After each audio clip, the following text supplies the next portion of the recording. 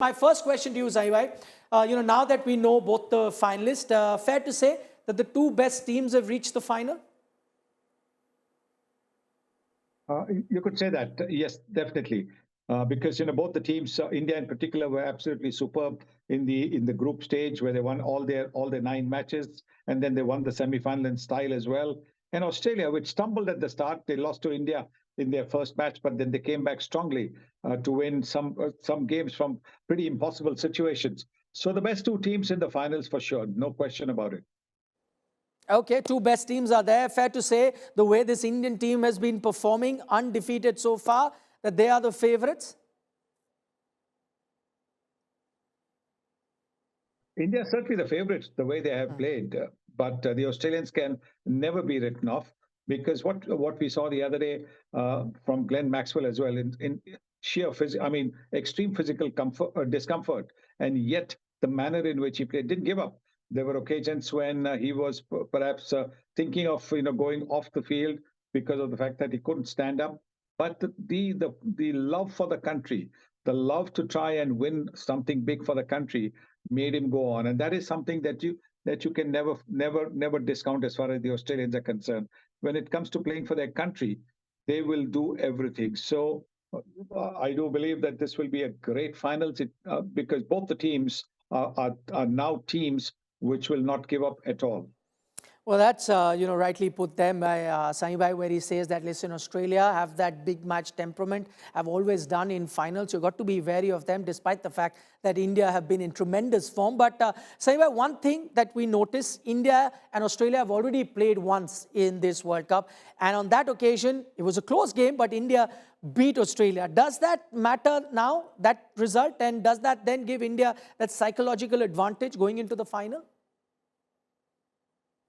Definitely does.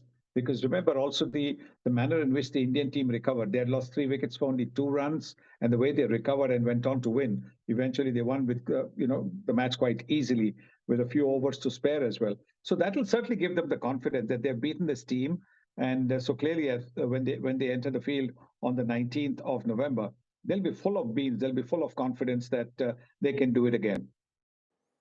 So one thing that we've seen during this edition of the World Cup in Ahmedabad, that the ground and the pitch condition means that it's a below 300, sub 300 sort of a ground. It's not a high-scoring ground, which we saw in the semi-final for India. Now, if those are the conditions that we're going to get in the final too, which team do you think it favors more? Well, I think firstly you have to remember that the Ahmedabad, the boundaries are a lot longer, a lot bigger than the ones in Mumbai. So that makes a difference.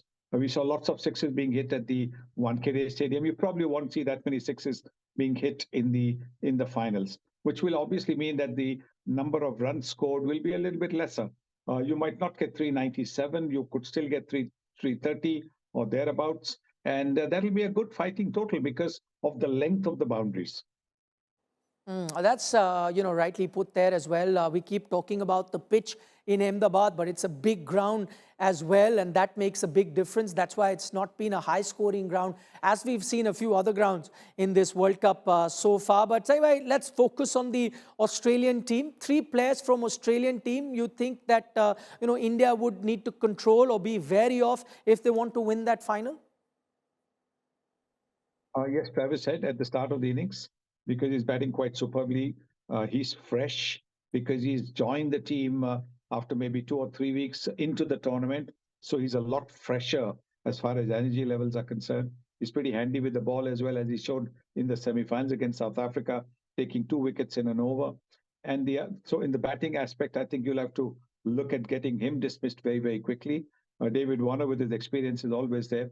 But I do believe that Josh Hazlewood with the ball is the one that you'll have to watch out for, because his nagging line and length is what might not make it easy for Rohit Sharma to get after his bowling like he has against the other or new ball bowlers in the tournament so far.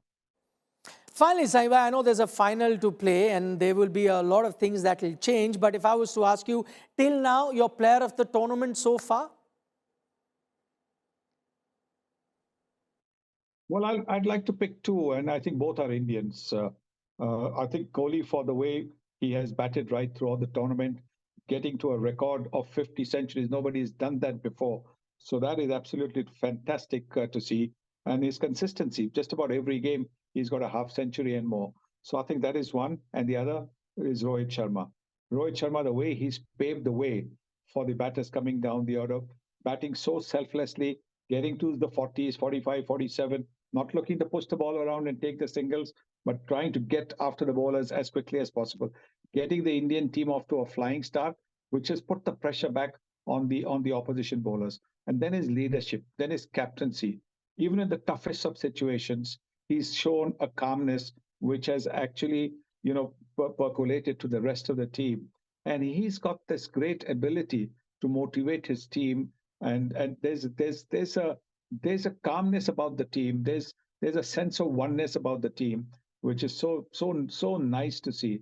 So yes, I think these are the two players I pick as the tournament, the best in the tournament. All right, not just those two players. Sanjay mentions rightly that, look at those two players, but otherwise as well, the entire Indian team has been performing outstandingly well, whether it's Mohammad Shami, whether it's Jasprit Bumrah.